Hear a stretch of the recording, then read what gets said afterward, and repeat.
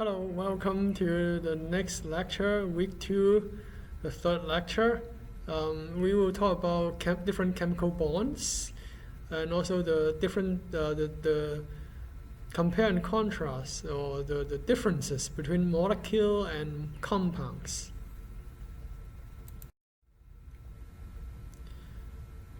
So first of all, we need to talk about electrons. Remember, we in the last 2 lectures, we mentioned that electrons, they are the one that determine the chemical properties of the atom or the elements.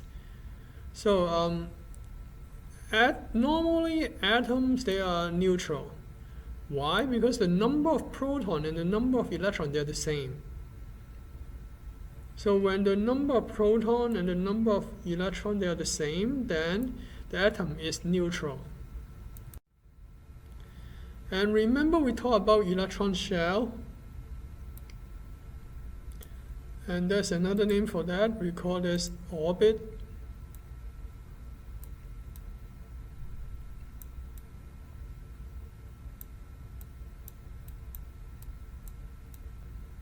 Some textbooks even call that energy level.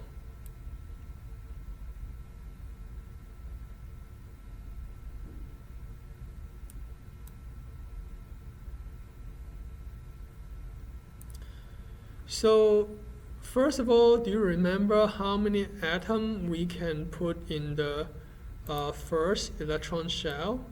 What's the maximum number? What's the maximum number in the first electron shell? Yes, it is 2.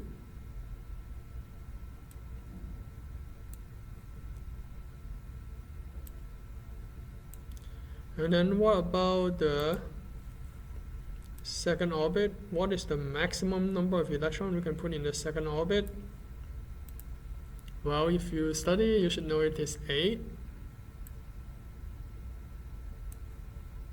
How about the third orbit? What is the maximum number of electrons that we can put in the third orbit? Yes, it is also 8. 8 electrons. So this is what I just told you. In the center of the nucleus, what can we find in the nucleus? Well, you can find proton and neutron in the nucleus. The first orbit, you can have 2 electrons. And then each additional shell, the second orbit, you can have 8 electron and 8 electron.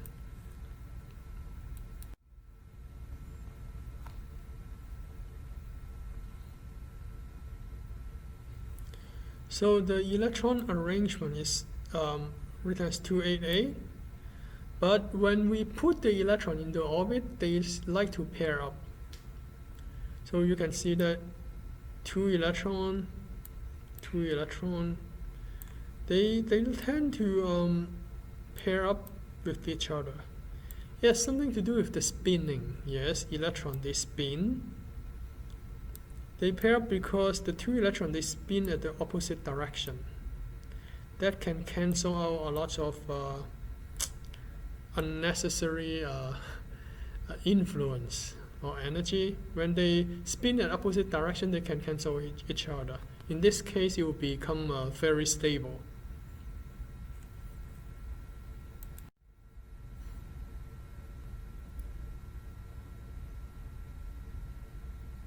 So what they do is that they always want to fill the lower shell or the lower orbit first before they go to the higher level or higher shell.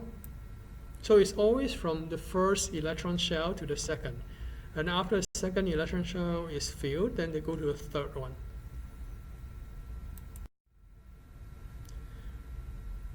Well, we call this Bohr models of atom. Bohr is a scientist. He discovered this. He created this model. So for hydrogen, it has a nucleus and it has 1 electron.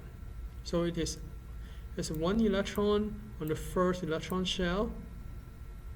For carbon, the carbon-12, the natural carbon, it has 6 electrons because the proton it has 6 protons. So 2 electrons in the first shell and then 4 electrons in the second shell. Nitrogen, it has 7 protons. So it is arranged similarly with the oxygen in that 2 electrons in the first cell and then 5 electrons on the second shell.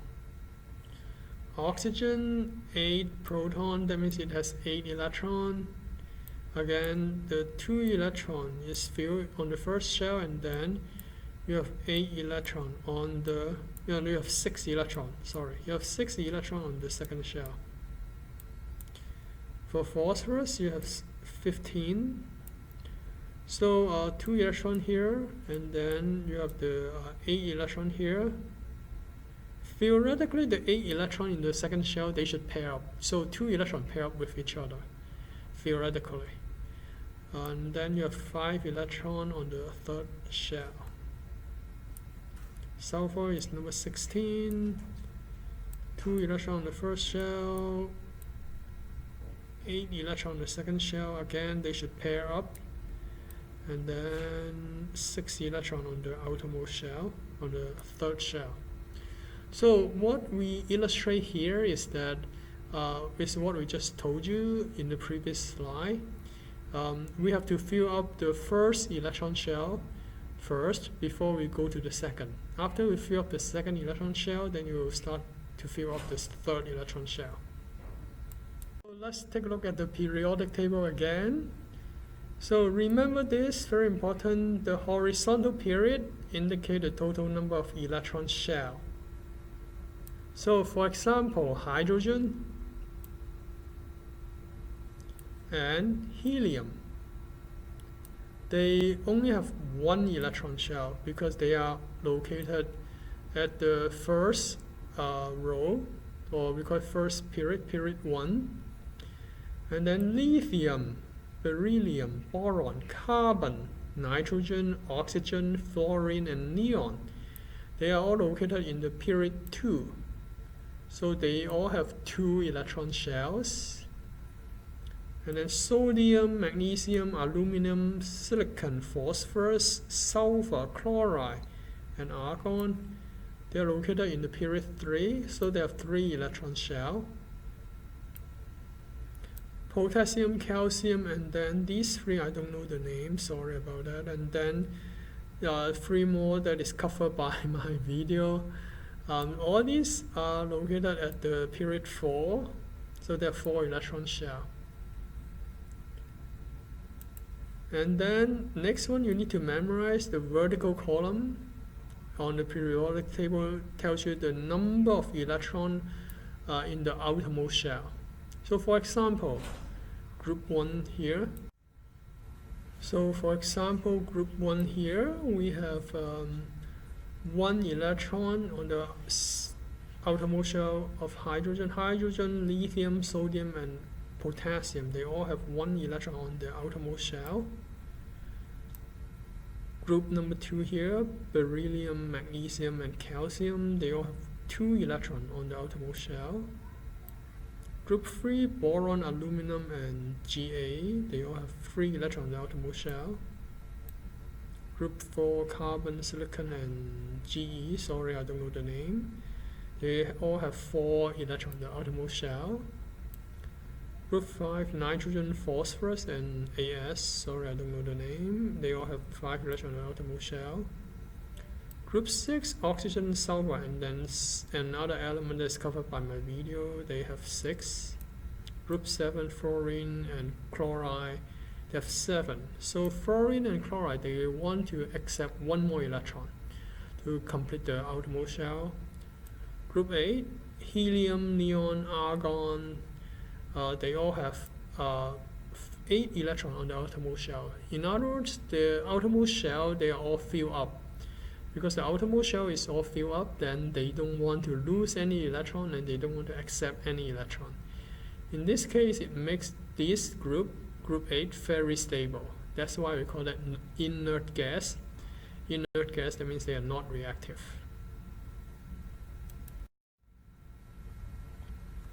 So let's take a look at this again. It is the same slides that we shown before.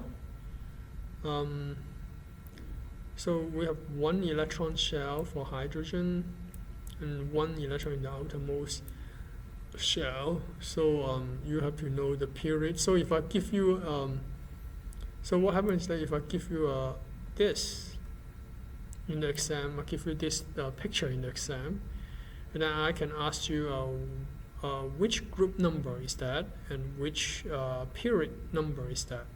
Then you have to be able to tell me what is the period number of carbon and what is the group number of carbon based on the picture that I show you here. Or I can show you phosphorus. Then you have to tell me what is the period number. The period number will be 3, period 3, and the group number will be the group number will be 1, 2, 3, 4, 5, 5.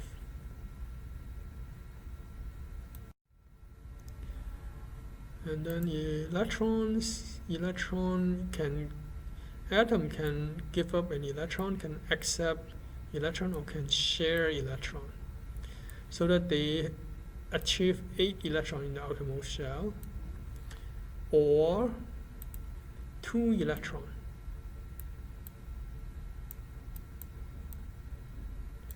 in the first shell.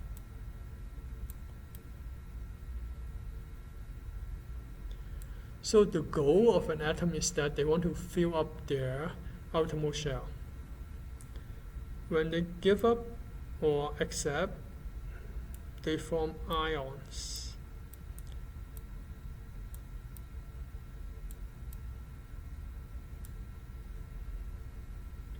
And ions become ionic bond, which is something that we'll talk about very soon, ionic bond. When they share electron, they form something called covalent bond.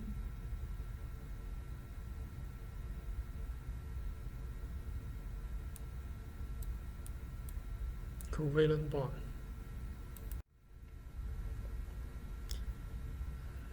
So let's talk about ions. We just briefly mentioned ions. Basically, when an atom has a net electrical charge, we call them ion. That's it. It can be a positive charge, it can be a negative charge. So if it's a positive ion, because the atom loses electrons, if it loses 1 electron, it will be +1. If it loses 2 electrons, it will be +2. Negative ion, similarly, if it gains electrons. So if a chlorine atom gains 1 electron, it becomes chloride ion, -1. If oxygen atom gains 2 electrons, it becomes oxygen 2-, gains electron. Yeah.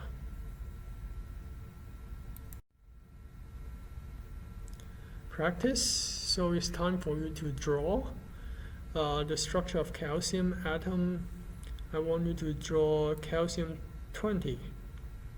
20 is the atomic number. 20.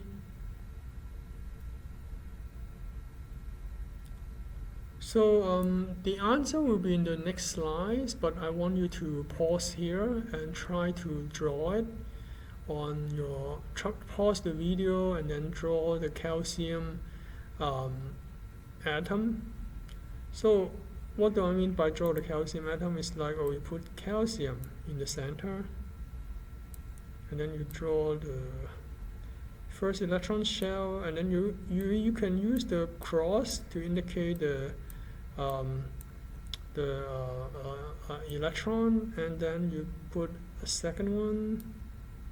And as I told you that you want to pair up the electron in the second one. You have how many electrons in the second shell? You have 8 electrons in the second shell. And then the last one I'm not going to draw it. You have to do it yourself, and you can look at the answer in the next slide after you're done.